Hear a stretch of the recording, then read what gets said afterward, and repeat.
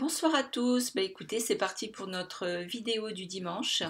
Donc, comme je vous l'ai annoncé la semaine dernière, on va parler donc de tout ce qui est divorce. Pourquoi on ne s'entend pas pendant le divorce? Qu'est-ce qui fait qu'on en arrive à des situations extrêmement conflictuelles dans lesquelles, bien évidemment, les enfants sont malheureusement un enjeu très important. Alors, en ce qui concerne le divorce, il y a plusieurs facteurs, bien évidemment. On divorce parce qu'on est trompé. Donc, l'un des deux annonce à l'autre qu'il a l'intention de le quitter parce qu'il a rencontré quelqu'un d'autre. Il y a des divorces qui ne sont pas dus forcément à une tierce personne, mais c'est parce qu'on ne supporte plus. On n'a plus envie d'être ensemble et on a envie de retrouver sa liberté et de vivre en tant que célibataire et de faire ce qu'on veut quand on veut. Il y a des divorces parce qu'on ne s'entend plus du tout, parce qu'on arrive à des points de non-retour. Enfin, il y a toutes sortes de motifs à un divorce. Alors, il est vrai que quand on vit ensemble depuis de très nombreuses années, quand on arrive à une situation de divorce, il y en a toujours un des deux qui est lésé dans la situation. Mais je reste persuadée que dans un divorce, on a des parts des deux côtés. On ne peut pas toujours accuser qu'une personne, on est en général coupable des deux côtés de cette rupture affective. Alors, comment réussir à faire un divorce à peu près correct, à l'amiable? Déjà, c'est pas mal si on arrive à trouver des terrains d'entente. Alors, le premier enjeu, c'est déjà de discuter et de comprendre qu'est-ce qui fait qu'on en arrive à cette situation-là. Au lieu de monter dans les tours, au lieu de se disputer, de crier, de se dire je vais me venger, il me trompe, etc., etc. Je pense que quand on en arrive à cette situation de rupture, c'est qu'il y a eu bien évidemment des alertes qu'on n'a peut-être pas voulu entendre, qu'on n'a peut-être pas voulu voir, mais on ne divorce pas par hasard. On n'arrive jamais à une situation de rupture par hasard. On arrive toujours à une situation de rupture parce qu'elle s'est formée en amont. Donc les mois ont fait que on arrive à un moment donné à l'explosion du couple, mais ça ne vient pas tout seul en règle générale.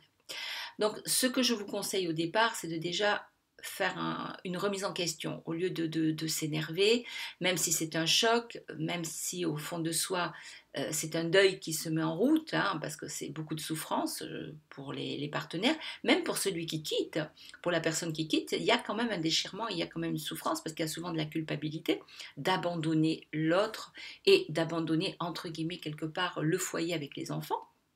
Donc, moi, ce que je préconise au départ, c'est déjà une remise en question de soi-même. Donc, vous avez l'annonce du divorce. Ok, c'est le choc, c'est les larmes, c'est impossible, c'est pas possible, pourquoi il va me quitter? D'accord. Mais à partir du moment où la personne vous annonce ça, si vous pouvez gérer vos émotions, c'est de dire ok, j'entends ce que tu me dis, laisse-moi le temps de réfléchir. De là, quitte à ce que vous partiez de la maison 2 jours, peu importe, mettre quelque chose en place qui vous permette de réfléchir à votre nouvelle situation, à cette situation de rupture. Pourquoi j'en arrive là? Qu'est-ce qui fait qu'il ne m'aime ou qu'elle ne m'aime plus? Qu'est-ce qui fait qu'on arrive à la séparation? Qu'est-ce qui s'est passé dans le couple? Et si vous êtes dans l'honnêteté, vous allez réfléchir et vous dire, bah oui, ça fait un moment qu'on se tourne le dos, on a moins de désirs sexuels, on partage moins de choses, c'est vrai qu'on est tous les deux dans notre bulle, c'est vrai qu'on est dans des habitudes, c'est vrai qu'on n'a pas fait d'efforts de renouvellement du couple, etc., etc. Donc si vous allez dans ce sens-là, vous allez réaliser que il s'est passé plein de choses dans votre couple et que les habitudes ont fait qu'on a tourné le dos à une motivation de couple, à une renaissance du couple. Donc une fois que vous avez fait cette part du chemin, il faut discuter avec le partenaire ou la partenaire et lui dire écoute, est-ce que tu penses qu'on ne pourrait peut-être pas trouver un terrain d'entente pour redémarrer? Est-ce que tu penses que vraiment on est arrivé au bout, qu'on a tout essayé? Est-ce qu'on ne s'est pas laissé emballer? Faire un point avec la personne et voir où la personne en est dans sa tête. C'est-à-dire ce que la personne ressent indépendamment de vous, la vision de la personne indépendamment de la vôtre. Je pense que tout ça est très très important parce que ça va vous permettre de mieux comprendre l'autre de mieux comprendre ce qui vous a échappé, en plus de votre réflexion, et de voir pourquoi la situation est vraiment terminée et pourquoi on ne peut plus récupérer ce couple. Alors, vous avez des enfants, donc il va falloir préserver vos enfants. À mon sens, il faut expliquer aux enfants la réalité de la situation. Donc leur dire tout simplement, ben, papa et maman ne s'aiment plus, papa et maman ont pris la décision de changer de vie, papa et maman vous aiment tout autant, papa et maman vous aimeront toujours, vous n'y êtes en rien dans cette situation. Il est très très important de ne pas culpabiliser vos enfants de votre situation. Votre situation est une situation d'adulte. C'est une situation qui vous appartient à vous et qui n'appartient pas à vos enfants. Vos enfants sont les acteurs de quelque chose qui ne va plus dans la maison. Donc il faut énormément préserver vos enfants et surtout qu'ils comprennent que la rupture ne vient pas de leur comportement. Ça, c'est quelque chose qu'il faut leur expliquer en priorité. C'est extrêmement important. Une fois que vous avez franchi cette étape, il faut avoir une discussion avec votre partenaire et lui demander de quelle manière il voit la suite et de quelle manière vous êtes capable de voir la suite.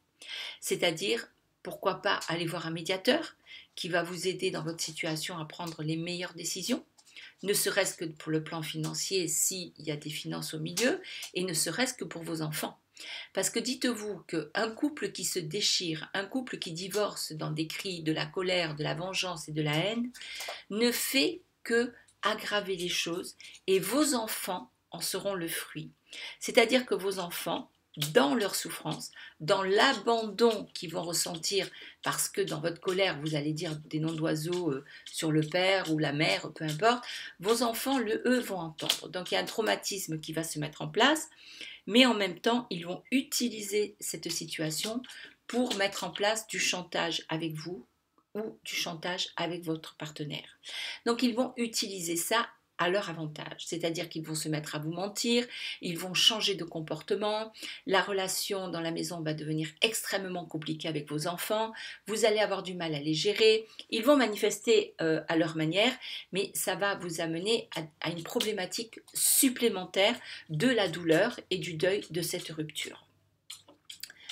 Donc l'idéal, quand on se sent faible dans une situation comme ça et qu'on est dans la colère, dans la haine, dans la trahison, dans l'impossibilité d'accepter, c'est déjà de faire preuve de compréhension déjà pour vos enfants.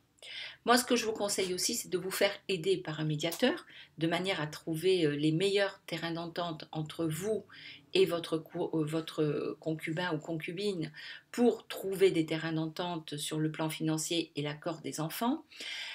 Et ça, ça marche bien. Une médiation dans un divorce, quand on démarre un divorce, c'est quelque chose d'important parce qu'on peut arriver à gérer ce genre de conflit. Ensuite, vous dire de récupérer absolument la personne qui veut vous quitter, c'est une erreur.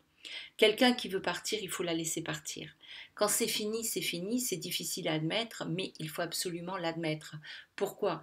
Parce que vouloir retenir quelqu'un qui est arrivé au bout de quelque chose, ça ne va pas être constructif, c'est simplement reculer pour mieux sauter, mais ça veut dire que si la personne reste parce que vous l'avez inconsciemment culpabilisée, ça veut dire aussi que cette personne ne se sentira pas bien avec vous et vous verrez au quotidien qu'en fait il n'y a pas d'attente, il n'y a pas de correspondance entre vous deux et vous serez là aux petits soins à tout faire pour et vous n'aurez pas le change, vous n'aurez pas le répondant, donc votre colère peut être encore pire que ce qu'elle a été à l'annonce de la rupture. Imaginons que votre partenaire ait rencontré quelqu'un et qu'il vous quitte parce qu'il a rencontré quelqu'un. Alors quand on dit je te quitte et j'ai rencontré quelqu'un, ce n'est pas le motif de la rupture. En général, on en parle parce qu'on a besoin de se dédouaner de ce qu'il se passe, parce qu'on est dans la culpabilité de ce qu'on fait, puisqu'on abandonne quelqu'un pour quelqu'un d'autre, mais en fait, ce n'est pas ça. Ça, c'est la surface de la situation. En fait, quand on a rencontré quelqu'un et qu'on quitte la personne, c'est qu'on cherchait simplement un levier, quelque chose, pour nous donner le déclic de quitter. Mais on ne quitte jamais quelqu'un pour quelqu'un. C'est une mauvaise interprétation de la situation. Donc, quelqu'un qui vous dit « je te quitte et j'ai rencontré quelqu'un », ça va vous blesser encore plus, ça va vous mettre dans des états de rage encore plus.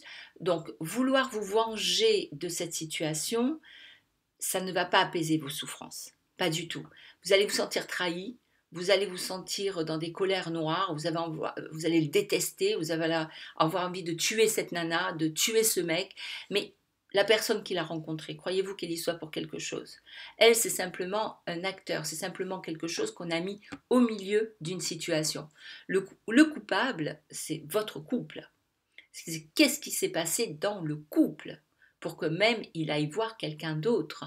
Mais la personne qu'il est allé voir est simplement un levier, simplement un tremplin.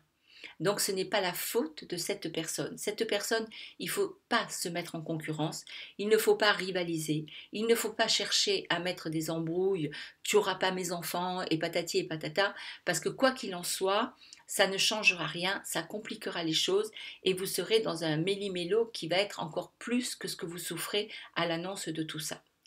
Donc qu'est-ce que j'ai envie de vous dire? J'ai envie de vous dire que je vous comprends à 1000%, même à 10 000%. Je vous comprends, mais, dès que vous rentrez dans une situation comme ça, ne vous laissez pas emporter par vos émotions négatives. Ne vous laissez pas conseiller par des gens qui eux-mêmes ont vécu ce genre de situation et qui n'ont pas réglé leur propre conflit intérieur et qui sont toujours dans la haine et dans un divorce extrêmement compliqué. Ne vous laissez pas emporter par tout ce qui est mauvais. Essayez de vous faire conseiller par des gens qui ont pris du recul et qui sont capables de vous conseiller avec sagesse. Appelez des gens pour vous aider, appelez des professionnels, voyez un médiateur, mais surtout, ne vous laissez pas embarquer. Et c'est comme ça que vous arriverez à un divorce réussi. Tant soit peu, bien évidemment, parce que la souffrance reste la souffrance. Mais vous verrez que pour les enfants, ça se gérera mieux. Pour le côté financier, si vous avez aussi ce côté financier qui s'en mêle par la force des choses, ça se gérera mieux parce que vous ne fermerez pas de portes, vous ouvrirez des portes au dialogue, vous ouvrirez des portes à une entente du mieux possible et de là, par la discussion, par l'aide d'un médiateur ou d'un professionnel, vous pourrez arriver à obtenir beaucoup plus qu'en rentrant dans des conflits indéfinissables où un divorce va mettre 2 ans, 3 ans, voire plus, parce qu'on est dans le reproche, on est dans les accusations, on est dans la haine, on est dans la colère, on est dans ce que vous voulez. Donc, un divorce peut se réussir, tant soit peu, bien évidemment, si on est intelligent au départ. Ok, il veut divorcer ou elle veut divorcer. Je vais essayer de discuter, je vais essayer de comprendre, je vais essayer de trouver des solutions, je vais me faire aider pour mes douleurs, pour mes souffrances, pour tous ces mauvais sentiments qui m'animent.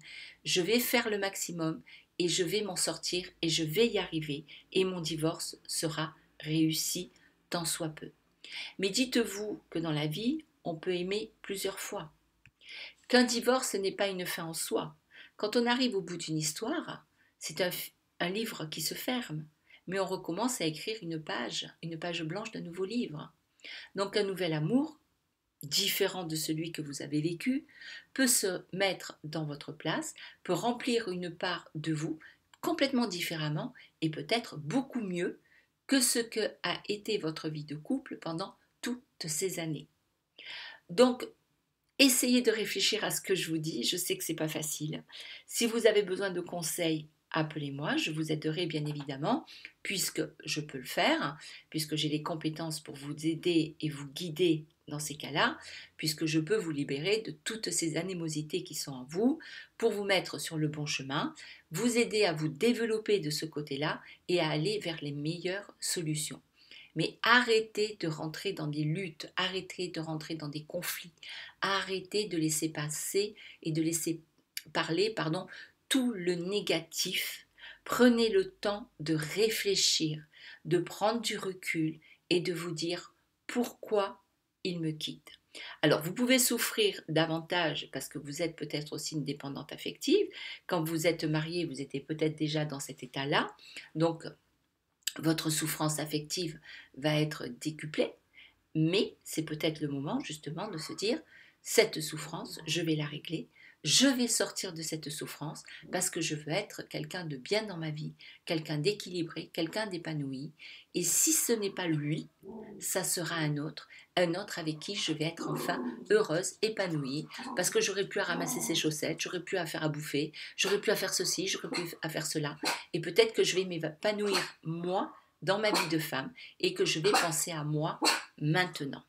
Donc il y a plein de solutions pour réussir un divorce. Je vous souhaite un excellent dimanche, une belle soirée, et puis je vous dis à dans 15 jours. Donc dans 15 jours, on va essayer d'aborder tout ce qui est jalousie, parce que la jalousie, elle démarre sur une petite jalousie, et, ça peut être une jalousie maladive. La jalousie peut arriver de plein de situations. Donc on va essayer d'en parler et de voir au mieux ce qu'on peut vous conseiller. Je vous dis à très bientôt, puis n'hésitez pas à m'appeler si vous souhaitez parler de votre divorce, si vous êtes dans cette situation. Je serai ravie de pouvoir vous sortir de là. À bientôt. Merci de m'avoir écouté.